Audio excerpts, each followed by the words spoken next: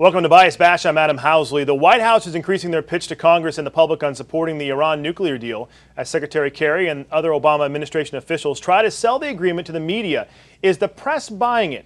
Here with analysis is a Pulitzer Prize-winning investigative reporter and Fox News contributor, Judy Miller. Judy, welcome to the Bias Bash. Appreciate you coming on. I'm delighted to be here, Adam. All right, so obviously in this political season, in this political time, it's already going to have some serious opposition no matter whether it was good or bad. But does Obama, because of that and all of the other issues surrounding this, have a tough sell in convincing the people to really get behind this Iran nuclear deal? I think he does have a tough sell, and you can see the way they're handling it. They seem to know what lies ahead. I mean, look, the president needs at least 34 votes in the Senate to override a veto. And he's already sent John Kerry up to the Hill yesterday in open session before the Senate Foreign Relations Committee. And this morning, I went to see him at the Council on Foreign Relations. And John Kerry kind of limped up to the stage, to the podium, where he took questions, and some very tough questions from Richard Haass. And he was relaxed, and he gave a really good explanation of the criticism and responded to the criticism of the accord. They've got a social media account called the Iran deal, right. hashtag the Iran deal. They are pulling out all the stops, and they're going to have to, because there's a lot of room to criticize this agreement. Yeah, Kerry obviously has to be the guy to sell this, and you mentioned limped up. That's because of that bike accident. For those who may not have known, he had a bicycle accident not too far back. And he's still on crutches. There's a lot of people that will.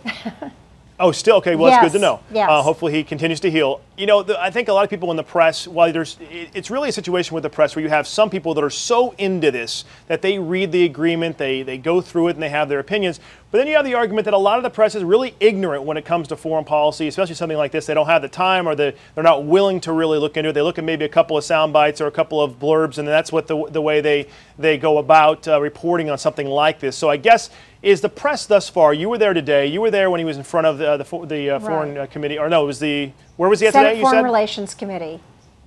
Okay, so in front of the Senate Foreign Relations Committee, I mean, do you think the press is going to buy this? Look, I think the press's role is to raise questions about the deal, to ask the tough issues. And let me just give you one example. The administration has made claims about verification. That is, we don't trust the Iranians. What this agreement allows us to do is to go into Iran when we need to. Not we, but the IAEA, the international inspectors. Yeah, we're not allowed to go in. And that's right. In fact, there will be no American inspectors in the country. That was one of the provisions that Iran insisted on. But our role should really be to raise questions about the deal and draw the administration out on what they mean by anywhere, anytime inspections. Now, they've dropped that already. That's no longer the standard for saying that they are going to be able to determine whether or not Iran is cheating. But we've moved from anywhere, anytime to whenever, where necessary.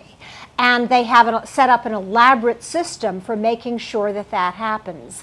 And what the press is going to have to do is look at the details of that procedure and say, is this achievable? Does it make sense? Is the administration being straightforward about the problems that inherent in this process? And already there's been a lot of criticism raising questions, just like we're discussing right now in the Wall Street Journal, and even in the New York Times, where Michael Gordon quoted one of the leading international inspectors, Ali Hananen, who said, it's not true what the Secretary of Energy said, Ernie Moniz. It's not true that we will be able to detect cheating automatically because uranium leaves traces. He challenged that. So I think what the press has to do is challenge the administration's assumptions.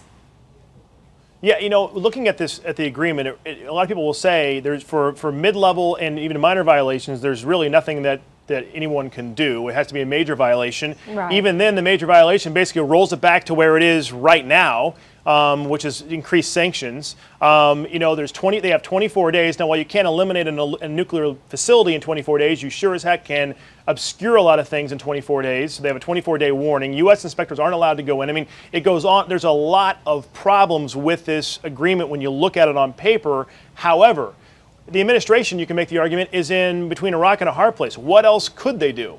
And right. so maybe the argument is the big PR campaign to win support is going to try to win over the media that doesn't really have the time or the ability really to go through and understand that this agreement really doesn't do very much. Oh no, I think this agreement does a great deal, and truth in advertising here, I have reluctantly endorsed the deal in something I wrote for Fox News, and I have read all 159 pages of it, but I think that Secretary Kerry's answer to the questions that have been raised is a very broad one, and it's easy for people to understand, which is, what's your alternative?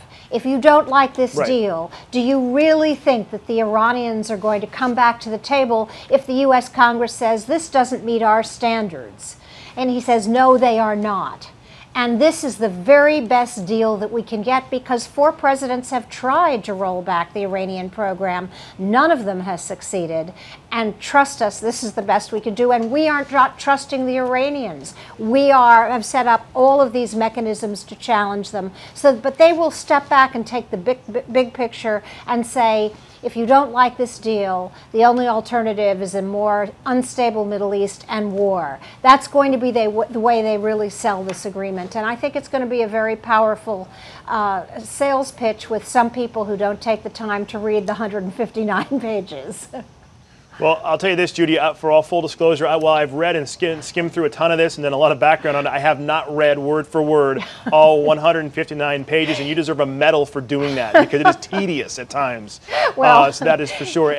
And time will tell, that's for sure. That's the easy thing to say. For sure. And by the way, even tell. Kerry had to admit that he's not being helped by the Iranian Ayatollah and his death to America chants You think? and the other things that are happening in think? Iran. And that's not helpful to him. Yes. He laughed and said, yeah, he had to give the opposition that. Right. Well, we'll see what's happening. Definitely, whether you like it or not, if you're a foreign policy nut, just what's been going on with the whole deal itself is quite entertaining. Right. Judy, appreciate you joining us. Thank All right. you very For more much. on media analysis on this topic, you can catch Media Buzz with Howard Kurtz Sundays at 11 a.m. Eastern and again at 5 p.m. Eastern on the Fox News Channel. Until then, I'm Adam Housley. Thanks for watching.